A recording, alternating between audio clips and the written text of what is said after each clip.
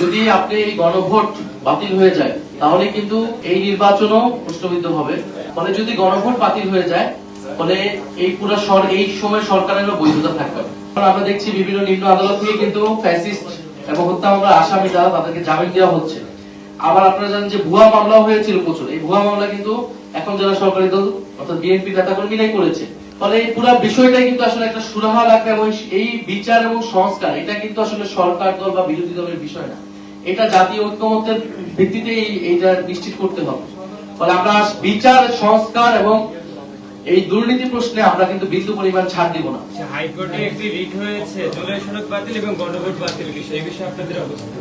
আমরা মনে করি যে আদালত এই বিষয়ে অবশ্যই গণভোটের বা জনগণের পক্ষে রায়টা দিবে, গণঅভ্যুত্থানের পক্ষে। কারণ এটা কিন্তু যদি আপনি এই গণভোট বাতিল হয়ে যায় তাহলে কিন্তু এই নির্বাচনও প্রশ্নবিদ্ধ হবে।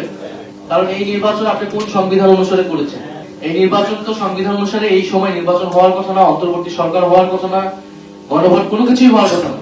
বিদ্যমান সংবিধান তো আগের সংবিধান, এই সংবিধান অনুযায়ী আগের সরকার বহাল থাকার কথা।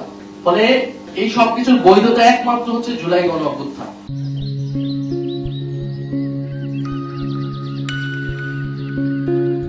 কারণ জুলাই গণঅভ্যুত্থানের জনগণের সার্বভৌম অভিপ্রায় রাজপথে আমরা দেখেছি।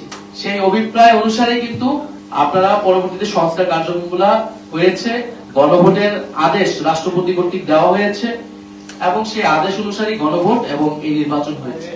ফলে যদি গণভোট বাতিল হয়ে যায় ফলে এই পুরো এই সময় সরকারেরও বৈধতা থাকবে। আপনারা জেনেছেন অলরেডি যে শপথ গ্রহণের প্রথম দিন যেদিন শপথ গ্রহণ এবং মন্ত্রিসভার শপথ যেদিন গঠিত হলো সেই দিনই কিন্তু বাংলাদেশের জনগণের সাথে বাংলাদেশের যারা সংস্কারের জন্য প্রত্যাশী ছিল, যারা গণভোটে হ্যাঁ পক্ষে গণরায় দিয়েছে, তাদের সকলের সঙ্গেই এক ধরনের প্রতারণা করা হয়েছে।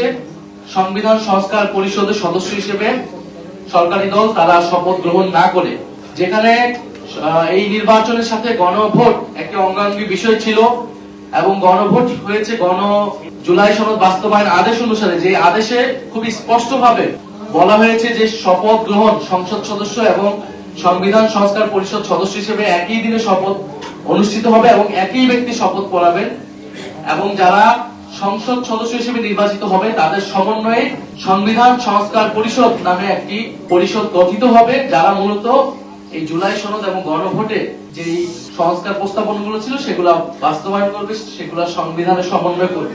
কিন্তু একটি ভুল ব্যাখ্যা দেওয়ার মাধ্যমে, সংবিধানের দোহাই দেওয়ার মাধ্যমে সংবিধান সংস্কার পরিষদের সদস্য থেকে শপথ না নেওয়া থেকে শপথ তারা নেননি, তারা বিরত থেকেছেন। আমরা মনে করি এটি সংস্কারের সাথে প্রতারণা করা হয়েছে, এটি নতুন বাংলাদেশের যে আকাঙ্ক্ষা সেই আকাঙ্ক্ষার সাথে প্রতারণা করা হয়েছে এবং যে গণরায় এসেছে গণভোটে সেই গণরায়কে বৃদ্ধাঙ্গুলি দেওয়া হয়েছে। আমরা আহ্বান জানাবো, আমরা আশা করব তারা দ্রুত সময়ের মধ্যে তারা শপথ নেবেন। সংবিধান সংস্কার পরিষদ ছাড়া এই জাতীয় সংসদের কোনো মূল্যই নাই। আমরা গণঅভ্যুত্থানের পরে ঐক্যমত্য কমিশনের আলোচনার মাধ্যমে, নির্বাচনের মাধ্যমে, গণভোটের মাধ্যমে এই জাতীয় সংসদে যাচ্ছি।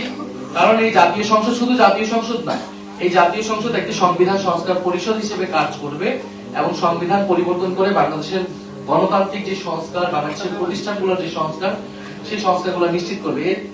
এটি না হলে বাংলাদেশ আসলে আগের বাংলাদেশই থাকবে, সেই স্বৈরতান্ত্রিক কাঠামোটি থাকবে, সে আওয়ামী শেখ হাসিনার বাংলাদেশই কিন্তু আসলে থাকবে, জাস্ট অন্য মানুষরা এই দেশটাকে, এই রাষ্ট্রযন্ত্রটাকে চালাবে। আমরা নিশ্চয়ই সেটা চাই না।